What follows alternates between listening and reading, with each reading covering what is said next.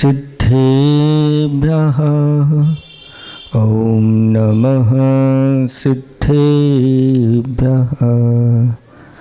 निर्मल जल सामान्य है जिनका चंदन से है देव वचन।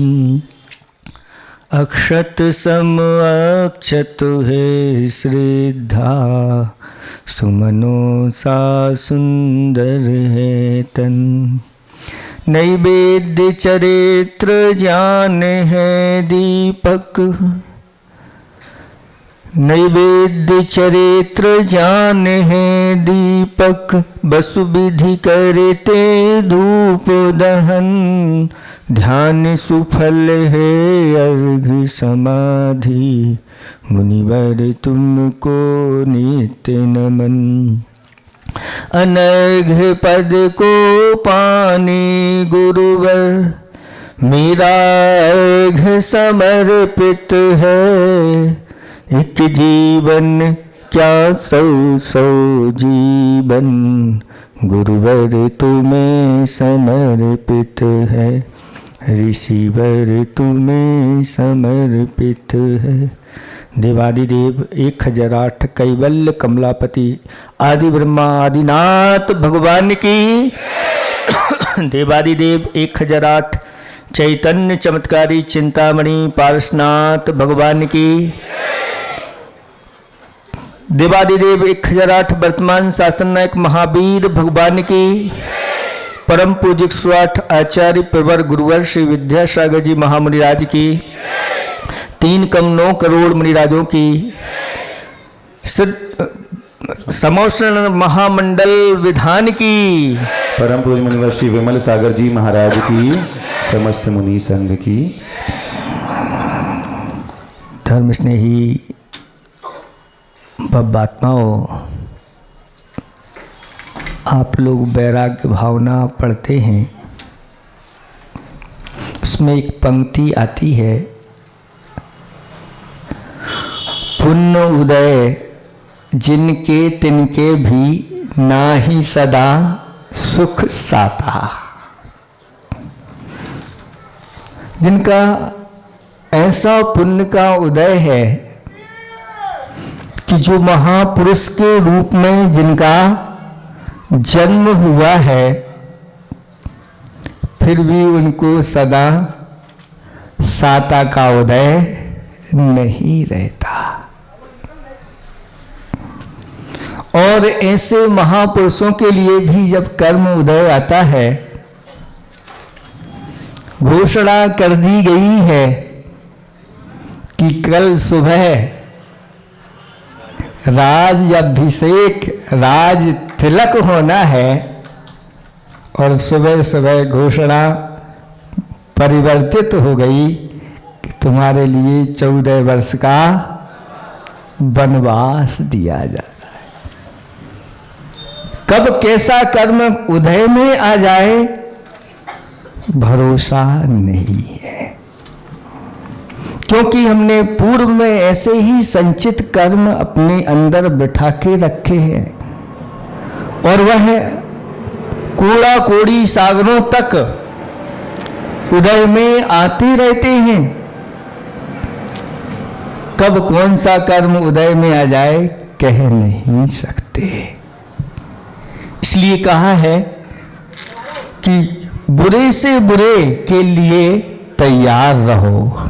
मतलब कोई भी कर्म कब आ जाए बुरे रूप में, उसको सहन करने के लिए, उसका सामना करने के लिए तैयार रहो। और हमेशा अच्छे से अच्छा करो। करना क्या है? करना तो हमें अच्छे से अच्छा है, लेकिन कब कौन सा कर्म जो कर्जा लिया है द्वार पर वह मांगने के लिए आ जाए तो फिर देना तो पड़ेगा। इसी प्रकार से कर्मों का रहता है। और एक पद्म पुराण में घटना आती है कि 8 में बलभद्र, नारायण और महासती जानकी तीनों जंगल में विहार करते हुए जा रहे थे और थकान बहुत हो गई थी, तो राम जी ने कहा लक्ष्मण से कि तुम्हारी जो भावज है वह बहुत थक गई है, जाओ देखो कहीं पास में कोई नगर हो तो भोजन पानी की व्यवस्था हो जाए। लक्ष्मण जी ने वृक्ष के ऊपर चढ़ कर के देखा तो दूर एक गांव उजड़ा सा नजर आ रहा है और एक व्यक्ति इसी ओर आ रहा है, और वहीं से उस व्यक्ति को आवाज लगाई और अपने पास बुलाया। और जैसे ही वह व्यक्ति पास में आया और ऐसे महापुरुषों को देख करके घबरा गया, उसको संभाला और पूछा तुम कौन हो, कहाँ से आ रहे हो, और ये देश इस प्रकार से ऐसी स्थिति में क्यों है। तब उसने अपनी कथा सुनाना प्रारंभ कर दी कि ये दशांगपुर है और यहाँ का राजा वज्रकर्ण है। उज्जैनी के जो राजा हैं उन राजा का यह सेवक है। एक दिन यह राजा जंगल में शिकार खेलने के लिए जा रहा था और देखा कि एक मुनिराज तपी हुई शिला पर आतापन योग लगा करके ऊपर से सूर्य की किरणें उनके ऊपर पड़ रही हैं और नीचे से शिला जला रही है और ऊपर से सूर्य जला रहा है, और भीतर से वह मुनिराज अपनी ध्यान रूपी अग्नि से कर्मों को जला रहे हैं। और यह शिकार खेलने के लिए जा रहा था, घोड़े पर चढ़ा हुआ था, हाथ में भाला लिए हुए था, और उसने जब उन साधुओं को देखा तो अहंकार के साथ घोड़े पे ही चढ़े हुए, हाथ में भाला लिए हुए, और साधु से पूछा कि हे साधु यहाँ क्या कर रहे हो। साधु महाराज ने कहा राजन मैं आत्मा का हित कर रहा हूँ। राजा कहता है कि ऐसे भी आत्मा का हित होता है, तन पे कपड़े नहीं, शरीर सूख रहा है, खाने पीने की कोई व्यवस्था नहीं, दूसरे के यहाँ जाकर के भोजन करना पड़ता है, इससे भी कोई आत्मा का हित होता है। तब मुनिराज कहते हैं कि राजन विषयों के वशीभूत होकर के, उनके गुलाम बन करके, अपने अंदर क्रूरता धारण करके ऐसे निरीह पशुओं को सताना, इससे क्या आत्मा का हित होता है। राजन तुम ये जो कार्य कर रहे हो ये नरकों में ले जाने वाले कार्य है और महादुख को देने वाले हैं। पुण्योदय से तुमने उच्च कुल में जन्म लिया है, अब ऐसे निरीह पशुओं का वध कर रहे हो। जो पशु हमेशा हमेशा तृण खाते हैं और हमेशा भयभीत रहते हैं, रात में नींद नहीं आती कि कोई आकर के मेरा भक्षण ना कर ले, ऐसे निरीह पशु होते हैं। इनको सताना, इनको मारना ये बहुत बड़ा अपराध है, ये विषण है, शिकार विषण है। और महाराज ने कहा कि ये सब तो विषण होते हैं और ये विषणों की आग व्यक्ति को राख कर देती है और वह दुर्गति में पहुंचा देती है। 7 ऐसे विषय हैं। जुआ खेलना कहा है? न खेलो सट्टा, न लगाओ कुल पर बट्टा। लोग कहेंगे, करेंगे हंसी ठट्टा और कहेंगे उल्लू का। न फांदो कुआ, न खेलो जुआ। क्योंकि ये विषण है, एक बार अगर लग गई लत तो फिर क्या हो जाता है? अंत में जाकर के लतियाए जाते हैं। बुंदेलखंड में कहते हैं कि अब इनको स्थिति ऐसी हुई कि इन्होंने ऐसे कार्य किए हैं, कोई भी अच्छा नहीं कहता। इसी प्रकार से दूसरा विषय है शराब सेवन करना, नशीले पदार्थों को। शराब का बहुत बड़ा परिवार है। अफीम है, गांजा है, चरस है और बीड़ी, सिगरेट, तंबाकू, जर्दा आदि आदि, गुटके, बहुत बड़ा परिवार है। वो सब इसी में आता है, इसी के ही सब परिवार वाले माने जाते हैं। और ऐसे नशीले पदार्थों के सेवन करने वालों का शील नस जाता है और साथ साथ में उनकी बुद्धि भ्रष्ट हो जाती है और जाकर के दुर्गति के पात्र होना पड़ता है। ऐसे व्यक्तियों को फिर आगे जाकर के नरकों में खाने के लिए कुछ भी मिलता नहीं। कहते हैं ऐसे व्यक्ति जाकर के अगर वो पानी पीते हैं तो वो बैतरणी नदी का पानी पीते हैं। वहाँ पर ऐसी नदी है जहाँ पर एसिड उसमें भरा रहता है, तेजाब जैसा। हाथ डालो तो हाथ गल जाएगा, अगर मुख में लगा लिया तो मुख जल जाता है। ऐसी स्थिति हो जाती है। इसी प्रकार से अंडा, मांस, मछली का सेवन करने वालों की यही दशा होती है।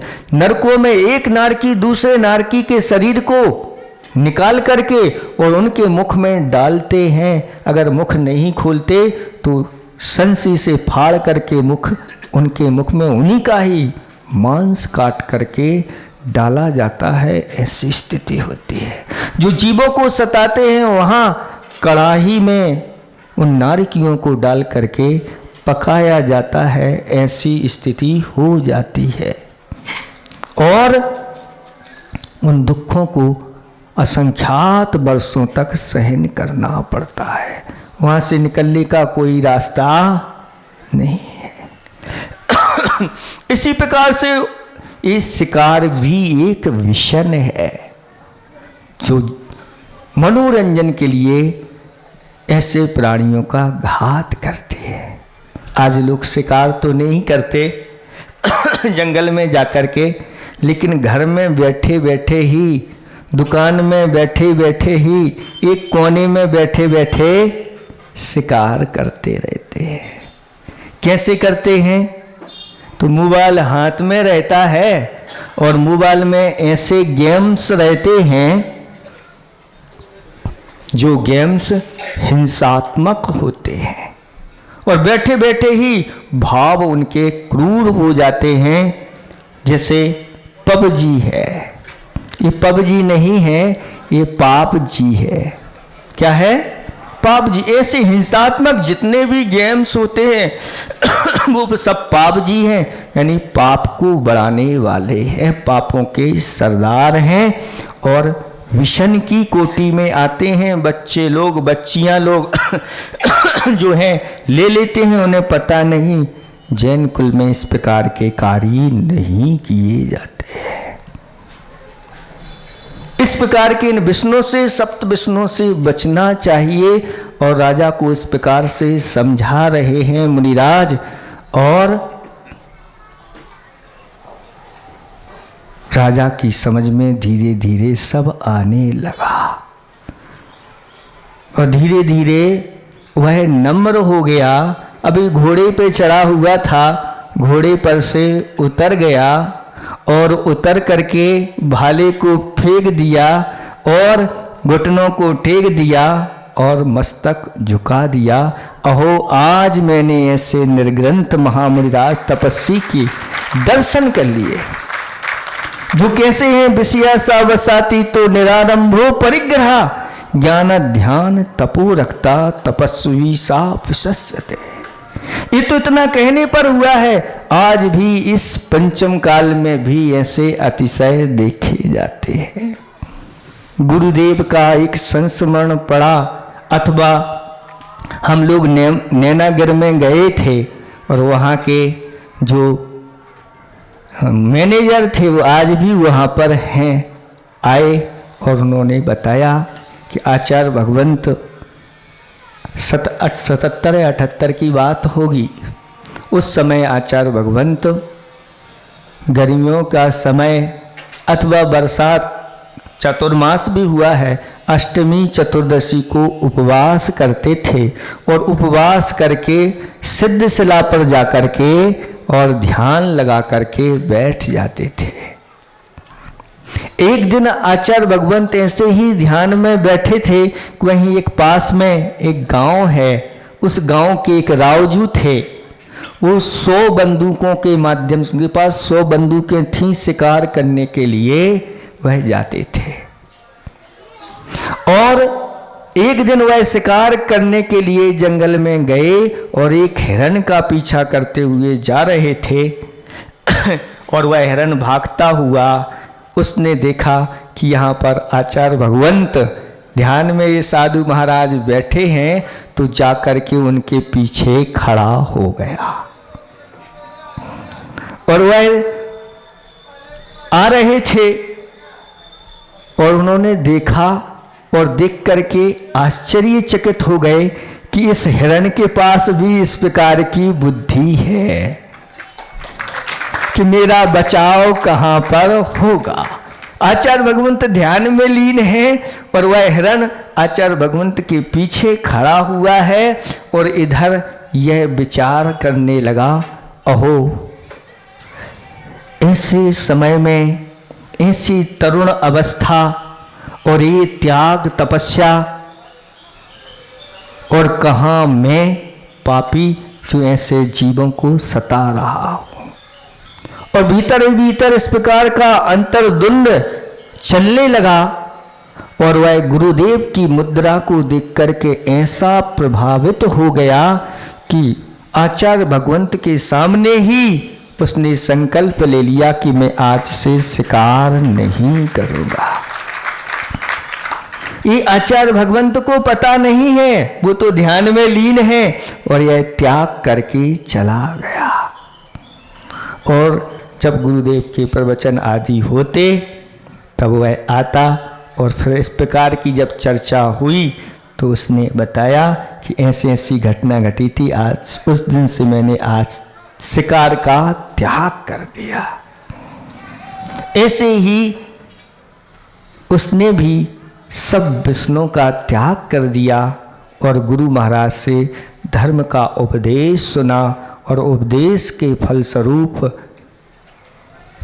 उन महाराज ने कहा कि ऐसे महाव्रत धारण करके ही इस आत्मा का हित होता है और जो सारे पापों का त्याग कर देता है वही एक दिन परमात्मा बनता है। और जो परमात्मा के दर्शन करता है वह भी अपने पापों को गलाता है। आप पढ़ते हैं दर्शन पाठ में, दर्शनेन जिनेन्द्राणाम साधूनाम बंधनेन चे न चिरम तिष्ठते पापम छिद्र हस्त यथोत्कम। ऐसे निर्ग्रंथ गुरुओं के दर्शन करने से और ऐसे बीतराग प्रभु के दर्शन करने से हमारे पाप उसी प्रकार से नहीं ठहरते जिस प्रकार से छिद्र सहित अंजलि में जल ज़्यादा देर तक नहीं ठहरता, वह निकल जाता है। ऐसे महाव्रत धारण करके ही आत्मा का हित होता है। अगर वो धारण नहीं कर सकते तो फिर ग्रस्त का जो धर्म होता है, पहली प्रतिमा से लेकर के 11 प्रतिमा रूप उन व्रतों को धारण करके भी अपना कल्याण करना चाहिए। तब उस राजा ने अणुव्रतों को उन मुनिराज से अंगीकार किया। 12 व्रतों को अंगीकार किया, व्रती बन गया और उस दिन का उसने उपवास का संकल्प ले लिया कि आज मेरा उपवास रहेगा। और एक नियम और लेता हूं कि निर्ग्रंथ मुनिराज और वीतराग प्रभु के अलावा मैं किसी को नमस्कार नहीं करूंगा। इतना बड़ा नियम कर लिया, चाहे कुछ भी हो जाए, मैं बस नमस्कार करूंगा तो इन्हीं को ही नमस्कार, क्योंकि नमस्कार के पात्र अगर कोई हैं तो ये पंच परमेष्टि, जिन धर्म, जिन आगम, जिन चैत और जिन चैत्यालय। किसी ने कहा है कि जो झुके प्रभु तेरे आगे वो सर मांगता हूं, जो झुके प्रभु तेरे आगे वो सर मांगता हूं, प्रभु मैं आपके दर्शन की नजर मांगता हूं। मुझे चाहिए प्रभु तेरी बंदा नवाजी, ना घर मांगता हूं ना जर मांगता हूं। हो जाऊं न मैं तेरे जलबों से बेसुध, न हो जाऊं मैं तेरे जलबों से बेसुध। हे प्रभु मैं ऐसे दर्शन की नजर मांगता हूं। आचार्य ने लिखा है एक खाई को कि जरा न चाहूं, जरा न चाहूं अजरामर बनूं, अजरामर बनूं नजर चाहूं। जरा न चाहूं अजरामर बनूं नजर चाहूं।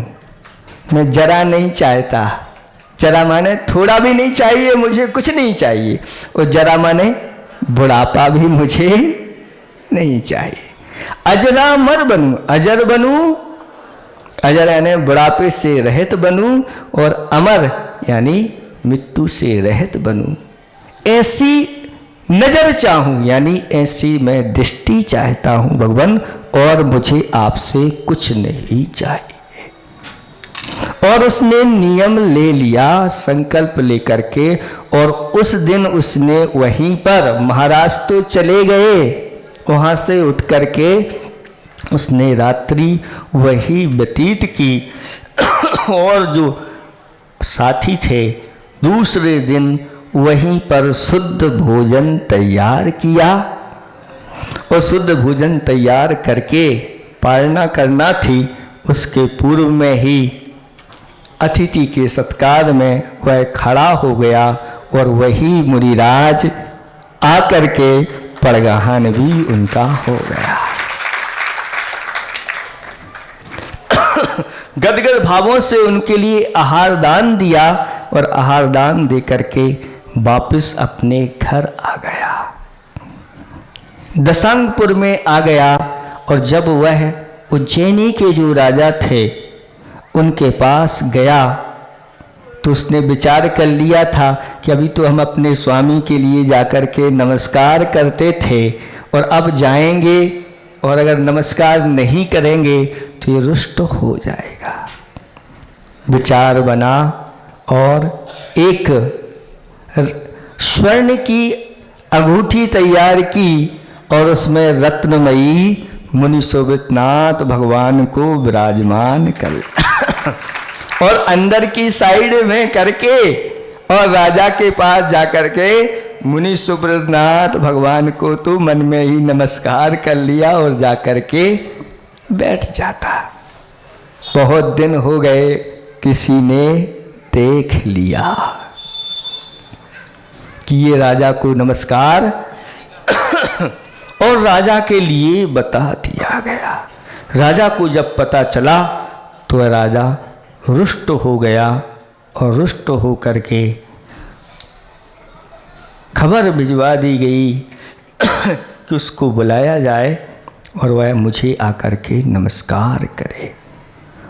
जब राजा को इस प्रकार से घोषणा करवा दी गई, ये बात उसके लिए पता चली, तो अब क्या किया जाए।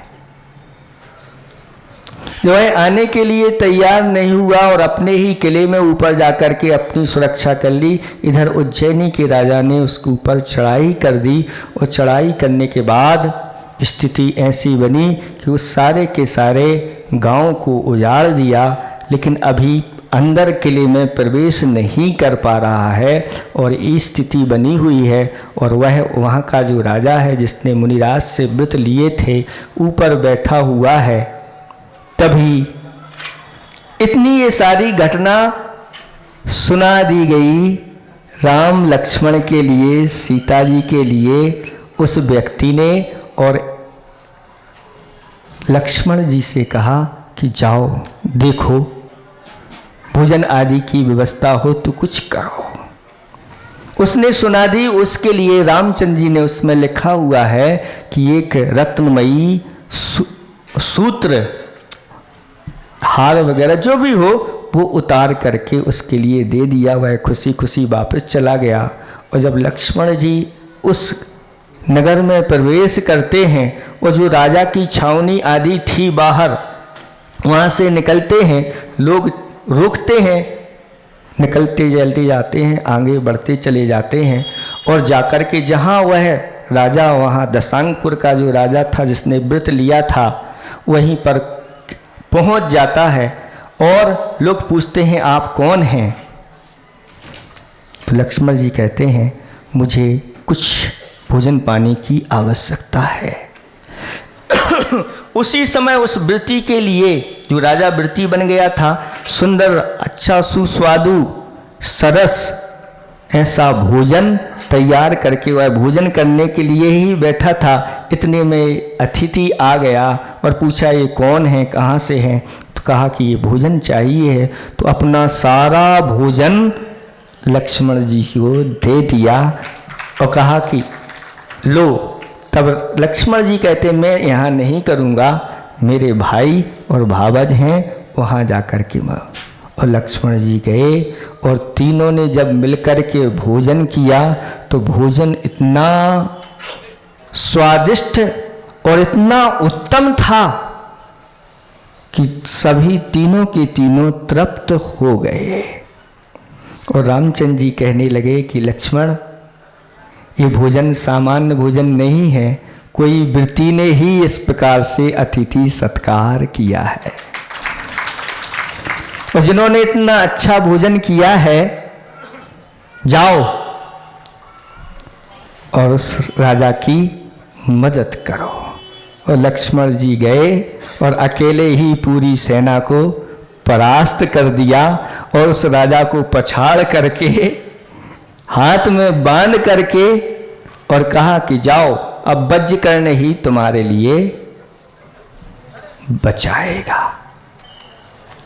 तब वज्रकर्ण आया और कहा कि चलो सबसे पहले वहीं चलते हैं जहाँ ये लोग रुके हुए हैं, रामचंद्र जी आदि वो मंदिर में रुके हुए थे। चंद्रपुर भोजनालय था और वहाँ जाकर के वह वज्रकर्ण जाता है, मंदिर की 3 प्रदक्षिणा देता है, भगवान को नमस्कार करता है, लेकिन उनको नमस्कार उसने नहीं किया, लेकिन उनकी स्तुति आदि तो की, प्रशंसा आदि कर दी।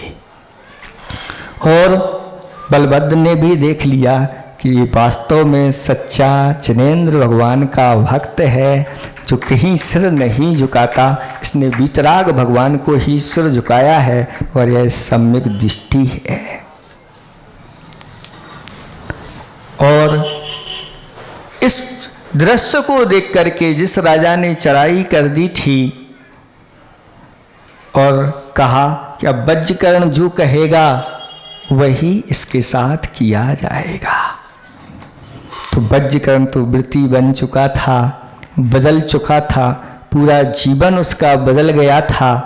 और वह कहता है कि रामचंद्र जी से, लक्ष्मण जी से कि ये मेरे स्वामी हैं और जो मेरे स्वामी रहे हैं इनके साथ इनको छोड़ दिया जाए, बस मेरी यही भावना है। तब उस राजा का भी जीवन परिवर्तित हो गया और वह धर्ममय हो गया।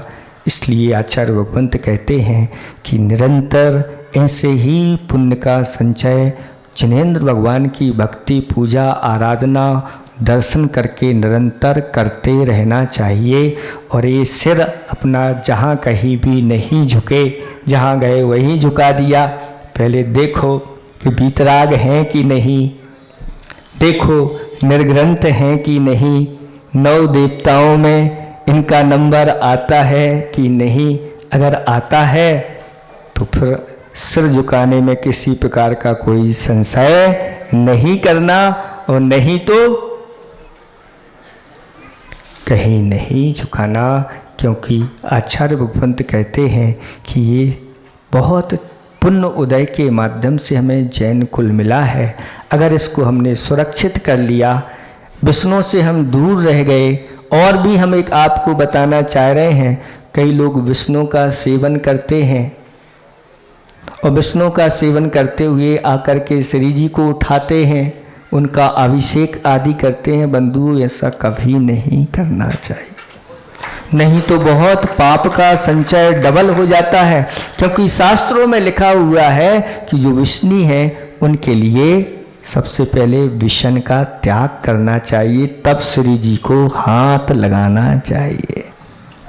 अब आपके जो श्री जी हैं उठ करके दूसरे स्थान पर जाने वाले हैं, और जब भगवान जाते हैं, जहां भी हमने देखा सारे युवा सबसे पहले आकर के और हम ले जाएंगे, हम ले जाएंगे आ जाते हैं। बिना बुलाए उस दिन बुलाना नहीं पड़ता, और धोती दुपट्टा पहन के और अपना पूरा प्रसाद दिखाते हैं। तब उनसे कहते हैं कि श्री जी को वही हाथ लगाएगा जो सप्त व्यसन का प्रभु और गुरु के सामने त्याग करेगा, तो उसका जीवन धन्य हो जाएगा और वह दुर्गति से बच जाएगा। चिंता की कोई बात नहीं, पाप सबसे होते हैं, पूर्व में सबने पाप किए हैं। लेकिन पापी भी जब पाप का त्याग कर देता है तो वह पुण्यात्मा बन जाता है, जैसे वज्रकर्ण पुण्यात्मा बन गया है। इसलिए आप लोग भी आगे से इस प्रकार से अपना अधिकार जमाते हुए, कई लोग मैं तो करूँगा, मेरा कौन क्या बिगाड़ लेगा। अरे कोई बिगाड़े चाहे नहीं, कर्म तुम्हारा जरूर बिगाड़ेगा, उस समय आप कुछ नहीं कर पाओगे। इसलिए देवशास्त्र गुरु के प्रति नम्र होकर के ही, विनम्र होकर के ही त्याग के साथ आगे बढ़ना चाहिए, नहीं तो दूर से ही दर्शन करके संतुष्ट हो जाना चाहिए। दूर से ही करके आप इस प्रकार से कर सकते हैं। समय बहुत हो गया है, ये समोसरण लगा हुआ है। ये समोसरण भी अपने आप में एक ऐसी महान विभूति, एक महान सभा होती है, और यहाँ पर एक नहीं बहुत सारे लगे हुए हैं। आज का दिन आप लोगों के लिए हम चाहते हैं कि ये देखो, इंदौर में आपको और स्मृति नगर में आपकी ये चिर स्मृति हमेशा बनी रहे। इसलिए एक ऐसा व्रत है जिसे आचार्य भगवंतों ने समोसरण व्रत कहा है। वह समोसरण व्रत कितने होते हैं, तो आपके यहाँ 24 तीर्थंकर हुए हैं, और 24 तीर्थंकरों की 24 चतुर्दशी हुआ करती है। एक वर्ष में ये पूर्ण हो जाता है। कितने वर्ष में? एक वर्ष में यह एक एक महीने में 2 चतुर्दशी है ना, 2 चतुर्दशी, और 12 महीने होते हैं तो 12 दूनी 24। तो जो 24 चतुर्दशी एक एक भगवान के लेकर के करता है, ऐसे 24 समोसरण व्रत हुआ करते हैं।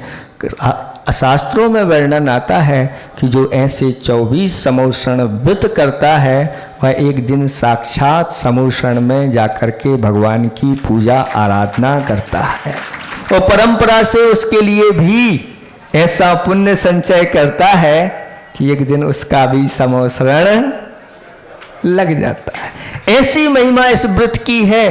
तो जितने लोग बैठे हैं समोसरण में, भक्ति पूजा में शामिल हुए हैं, कम से कम ये व्रत तो आप लोग जरूर करना कि 24 चतुर्दशी के 24 अगर शक्ति है तो इन 24 उपवासों को आप लोग करना। अगर उपवास की शक्ति नहीं है तो जल लेकर के कर लेना, और जल लेकर के भी शक्ति नहीं तो दूध पानी दोनों ले लेना। अगर वो भी शक्ति नहीं है तो 24 एकासन करके, और यह व्रत जरूर करना कि हमारे यहाँ ऐसा ये विधान हुआ था और उसमें हमने ये व्रत लिया था, क्योंकि ये व्रत हमारे दुखों को जड़ से नष्ट करने वाले होते हैं। आप लोग सब मन बना लें कि जब तक विधान पूरा होता है उसके पूर्व में इस व्रत का आप लोग यथायोग जिसकी जैसी शक्ति हो उसको करेंगे। अहिंसा परमो धर्म की।